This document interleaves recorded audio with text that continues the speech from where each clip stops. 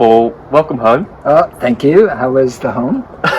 So, it's terrific. Take good care of it. Mostly. No, we did. It's California. You didn't burn it down, did you? And you've just come back, of course, because you have, in fact, you'll be well used to this because you've been filming in Spain. True. So you've met and you've been filming with a guy that you've just shown me a bit about, who I didn't know of, not being on TikTok and the like, but it's worth talking about.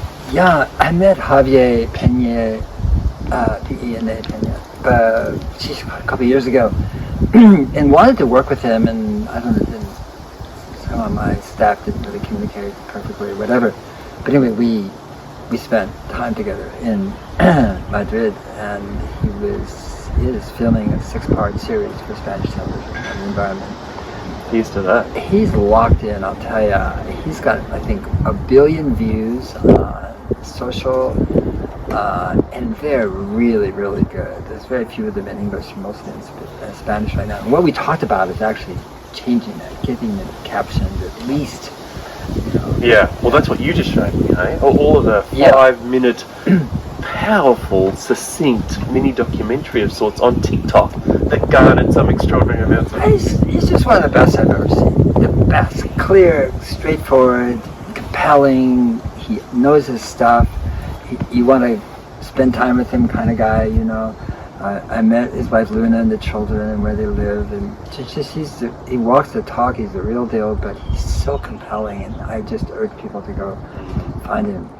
It just made me feel that we here, I'm talking about America right now in the United States, we're still doing a lot of blah blah.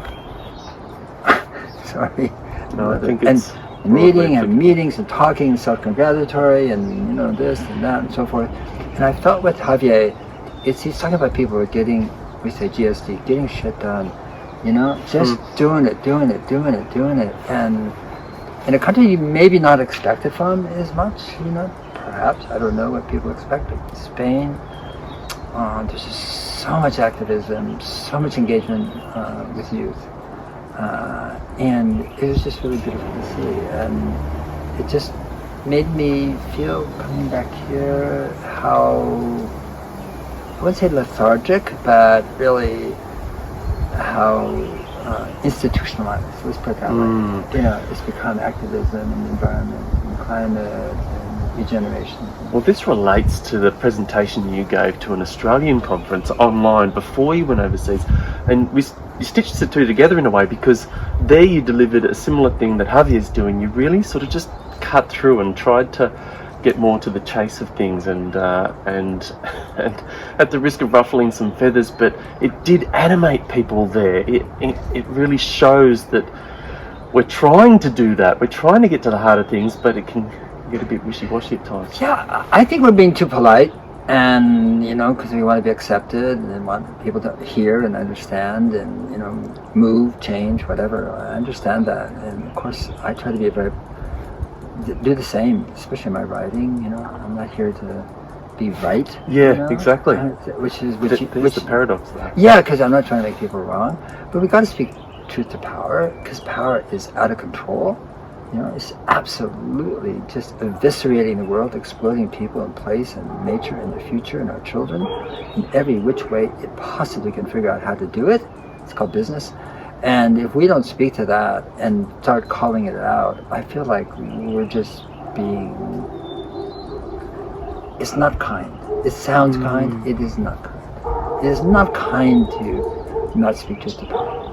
Yeah, and some of those cut-through things that you were talking about were just, it's not about more things. Well, yeah, that was in the talk, and in Sydney, virtual. I wasn't there, but I just felt like there was a lot of corporatism. We're going to do this, and we're going to change that, and this is going to be better, and fair enough.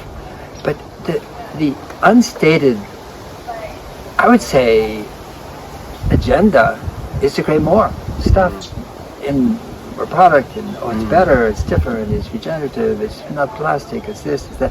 But you step back from that, you say, we're just going to use more stuff, whether it's this stuff or that stuff or this, and at one point, yeah, I did say, the problem is more. This whole economic system is about creating more stuff. Oh, it's sustainable, oh, it's this, and oh, the fibers are from here, and, which is great. I'm not putting that down, but it's still about consumption. It's a bit like Javier's closing message on that film, really.